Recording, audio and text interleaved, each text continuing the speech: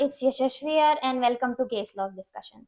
Today we're going to discuss about current hot topic electoral bonds जो कि election की वजह से काफी सुर्खियों में है and which is very debatable. And you guys have a lot of questions, so we have got legal expert Mr. Yogen sir. Welcome sir. And we will be asking him lot of questions about electoral bonds कि ये होते क्या हैं, इनका purpose क्या है और SBI का मेनली इसमें क्या रोल है. सो सर, ऑडियंस की साइड से एक क्वेश्चन था कि पहले आप प्लीज एक्सप्लेन कीजिए कि इलेक्टोरल बॉन्ड्स जो हैं वो होते क्या हैं. देखिए, इलेक्टोरल बॉन्ड जो है ये भारत सरकार की एक योजना है जो कि 2017 में लॉन्च की गई थी, 2018 से लागू है. इसको तत्कालीन वित्त मंत्रालय के द्वारा जारी किया गया था. अब इलेक्टोरल बॉन्ड को जाने उससे पहले मैं थोड़ी सी इसकी पृष्ठभूमि की बात करूं अगर, कि जो राजनीतिक दल हैं उनको चुनाव लड़ने के लिए पैसों की धन की आवश्यकता होती है. राजनीतिक दलों के पास अपने आय के कोई स्रोत तो होते नहीं है, कोई व्यापार या कोई भी बिजनेस तो वो करते नहीं है. और आप लोग देखते हैं, अभी तो चुनावी वर्ष चल रहा है, तो आप लोग देख रहे होंगे कि बड़ी बड़ी होर्डिंग्स हैं, हेलीकॉप्टर्स हैं, बहुत सारे खर्चे होते हैं. ये सब पैसे आते कहां से हैं? तो ये सारे पैसे चंदा के माध्यम से आते हैं. हर राजनीतिक दल को बड़े बड़े लोग, बड़ी बड़ी कंपनियां चंदा देती हैं. 2017 में ये योजना की शुरुआत की गई और इसके माध्यम से चंदा देने के लिए लागू किया गया. पहले क्या होता था कि पहले कोई भी कहीं से भी चंदा दे सकता था, लेकिन अब जिसे भी राजनीतिक दल को चंदा देना है वो इलेक्टोरल बॉन्ड को खरीदेगा और वो राजनीतिक दल को ले जाकर के दे देगा. ये एक प्रकार का कूपन है, जो कि जैसे मोबाइल का रिचार्ज पहले होता था, उसको अपन स्क्रैच करते थे, कोड डालते थे, पैसे अपने अकाउंट में आ जाता था और कुछ टाइम के बाद अगर हम उसको स्क्रैच नहीं करते थे, इनवैलिड हो जाता था, एक्सपायर हो जाता था. वैसे ही ये जो इलेक्टोरल बॉन्ड है, ये एसबीआई की, जहां अभी आपने बात किया, तो एसबीआई में ही ये इलेक्टोरल बॉन्ड मिलेगा. एसबीआई के कुछ 29 ब्रांचेस को जो है इसके लिए ऑथराइज किया गया था, जहां ये बॉन्ड, जहां से आप खरीद सकते हैं. ये बॉन्ड 1000 से लेकर के 1 करोड़ रुपए का तक का था, जिसे खरीदने के बाद 15 दिन के भीतर जिस राजनीतिक दल को हम उसे दे रहे हैं, वो राजनीतिक दल 15 दिन के भीतर उसको अपने अकाउंट में कैश करवा सकता था. तो सर, जैसा आपने कहा चंदा यानी कि इलेक्टोरल बॉन्ड, तो इसका पर्पस क्या है लेने का? पर्पस तो मैंने आपको जैसे बताया कि राजनीतिक दलों के पास अपना कोई आय का स्रोत नहीं है, तो वो जो खर्चा करते हैं इस चंदे के पैसे के माध्यम से करता है. अब इलेक्टोरल बॉन्ड का पर्पस क्या था, उद्देश्य क्या था, इसको लाने का उद्देश्य क्या था? अगर हम इसकी बात करें तो उस समय भारत सरकार का तर्क था कि विदेशों से फंडिंग आ रही है, काला धन आ रहा है, पारदर्शिता नहीं है. ये सारे तर्क देते हुए इस योजना की शुरुआत की गई थी.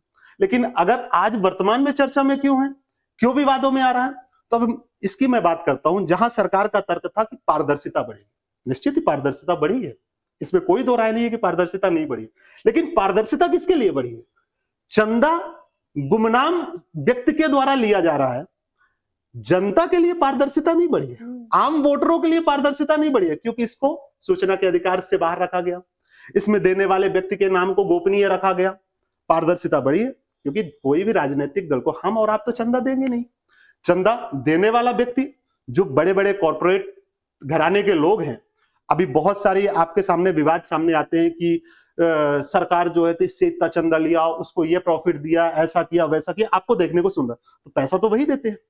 तो पारदर्शिता की जहां तक बात है, तो पारदर्शिता ऐसे बढ़ी है, मैं थोड़ा सा आलोचनात्मक तरीके से बताना चाहूंगा कि पारदर्शिता राजनीतिक दल को जो चंदा दे रहा है वो जानता है, वो जानता है कि किस राजनीतिक दल को दे रहा है. जो राजनीतिक दल ले रहा है वो जानता है कि कौन दे रहा है मुझे. जान कौन नहीं रहा है? हम नहीं जान रहे, आप नहीं जान रहे, हमारे ऑडियंस नहीं जान रहे, वोटर नहीं जान रहे कि कहां से पैसा आ रहा है, इतना कौन दे रहा है इतना पैसा. जैसे कि अभी कुछ जो आंकड़े सामने आए हैं, तो पता चला है कि लगभग 50% सत्ताधारी पार्टी को यह चंदा मिला हुआ है, जबकि इस देश में लगभग 7 राष्ट्रीय पार्टियां हैं, क्षेत्रीय दल और ये सारे दल मिलाकर के 2-3 हजार दल हैं. लेकिन जो योग्य है चंदा लेने के लिए, जैसे कि चंदा इलेक्टोरल बॉन्ड के थ्रू चंदा किसको दिया जा सकता है, तो इलेक्टोरल बॉन्ड के थ्रू चंदा देने के लिए जो अपना रिप्रेजेंटेटिव एक्ट है, उसके सेक्शन 29A के तहत वो दल रजिस्टर्ड होना चाहिए.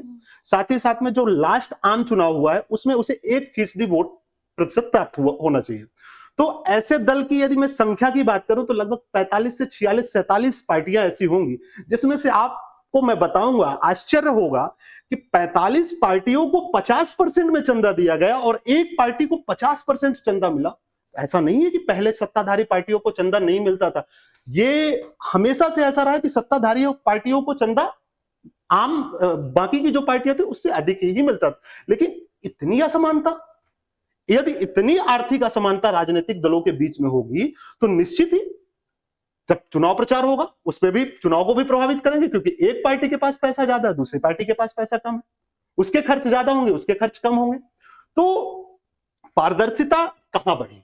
पारदर्शिता बढ़ी, राजनीतिक दल को पता है, एसबीआई के पास आंकड़े हैं, लेकिन आम जन के पास कोई आंकड़े नहीं। अब बात करता हूं मैं कि काला धन रुकेगा, विदेश से फंडिंग नहीं आएगी। कैसे विदेश से फंडिंग नहीं आएगी? विदेश की कोई कंपनी है, मैं आपको बताता हूं, जैसे मान लो विदेश की कोई कंपनी है, प्रिंसिपल कंपनी कहां है, मुख्य कंपनी कहां की है? विदेश की है। उसने एक ब्रांच आपके भारत में खोला, क्योंकि इलेक्टोरल बॉन्ड के थ्रू जो चंदा दे कौन सकता है, मैंने तो ये तो बता दिया राजनीतिक दल कौन चंदा प्राप्त करेगा, लेकिन दे कौन सकता है? तो उसके लिए भारत का नागरिक होना चाहिए, साथ ही साथ में या तो फिर कोई भी भारत की निगमित कंपनियां होनी चाहिए।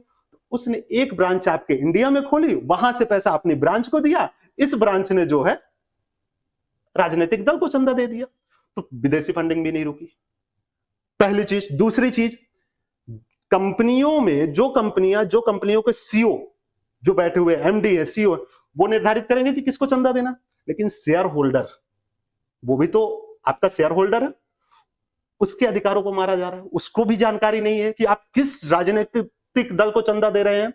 तो कहीं से कहीं तक पारदर्शिता नहीं बढ़ी, कहीं से कहीं तक विदेशी फंडिंग नहीं रुकी। तो ये कह सकते हैं कि इलेक्टोरल बॉन्ड को लाने के पीछे जो उद्देश्य था वो विफल हुआ, इसलिए इस पर विवाद उत्पन्न हो गया। तो सर इसीलिए ऑडियंस का भी एक क्वेश्चन था कि सिर्फ एसबीआई बैंक ही क्यों?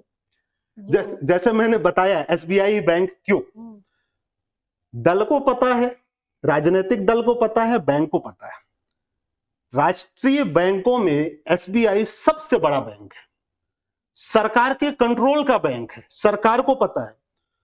तो सरकार तो कभी भी डंडे चलाएगी, एसबीआई से आंकड़े मंगा लेगी। सरकार विपक्षियों को चंदा देने, विपक्षी दल जो भी होंगे उनको चंदा जो मिला है, गोपनीय तो वो भी है ना, उसकी भी जानकारी नहीं है किसी के पास, लेकिन सरकार जब चाहेगी आंकड़े एसबीआई से मंगा लेगी और उनको भी मिलने वाले चंदे को प्रभावित कर सकती है।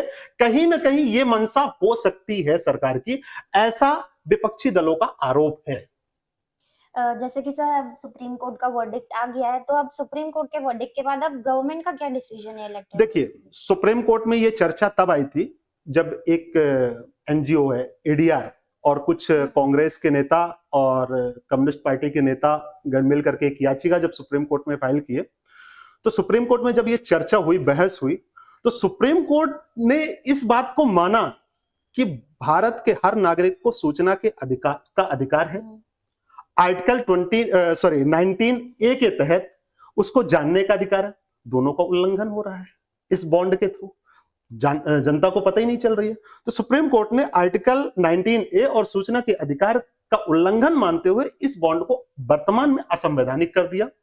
अब रही बात कि ये आगे क्या राय होगी इसमें, तो इलेक्टोरल बॉन्ड को लेकर के अभी तो चुनाव चल रहे हैं, अभी तो इस बारे में कुछ चर्चा की नहीं जा सकती कि आगे सरकार क्या कदम उठाने वाली है, पर चंदा तो आएगा ही, बिना चंदा के तो राजनीतिक पार्टियां चलेंगी नहीं। तो निश्चित ही सरकार कोई ना कोई कदम उठाएगी, या तो संशोधन करेगी या फिर कोई दूसरी योजना लाएगी। वो आने वाले समय में हम देखेंगे कि क्या होता है। तो सर अब इलेक्टोरल बॉन्ड्स का फ्यूचर क्या रहेगा इलेक्शन? ये तो असंवैधानिक हो गया। ये अब इलेक्टोरल बॉन्ड के माध्यम से चंदा नहीं दिया जाएगा। वर्तमान स्थिति ये है कि इसके माध्यम से चंदा नहीं दिया जाएगा। Thank you so much sir for your precious time, और आई होप कि ऑडियंस के सारे क्वेश्चन क्लियर हुए हों। Thank you.